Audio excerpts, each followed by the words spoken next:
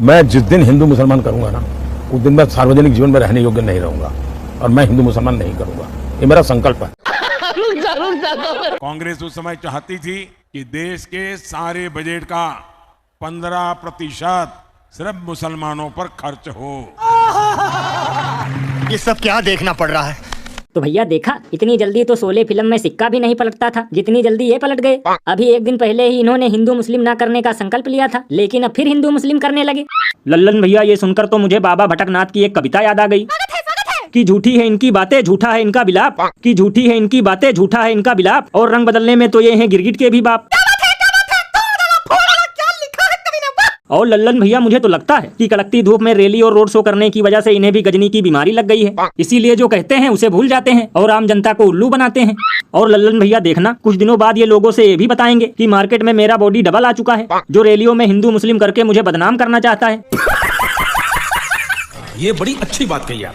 ये बिल्कुल सही कहा आपने, क्योंकि जब ये अपनी गलती और नाकामियों को छुपाने के लिए जहर जैसी वैक्सीन की सर्टिफिकेट से अपनी फोटो हटवा सकते हैं, तो ये भी कह सकते हैं। वैसे भैया, अब देश की जनता समझ गई है कि हिंदू मुस्लिम करने के अलावा देश के जरूरी मुद्दों से इन लोगों का कोई नहीं है नाता, और 4 जून के बाद ये लोग बेचेंगे चक्की पर आटा। और अभी तो रुको, क्लाइमैक्स अभी बाकी है। चुनाव आयोग ने इस चुनाव को वाराणसी के अंदर जो है खेल बना दिया यार, खेल बना के रख दिया है। आज हमें रिजेक्ट कर दिया गया, हमारा नॉमिनेशन रिजेक्ट कर दिया गया है। तो भैया देखा, ये कॉमेडियन श्याम रंगीला हैं, जो कि वाराणसी से लोकसभा का चुनाव लड़ने वाले थे। अब इनका भी नामांकन रिजेक्ट हो गया। मतलब भैया, अब लोकतंत्र छूमंतर होने की कगार पर है।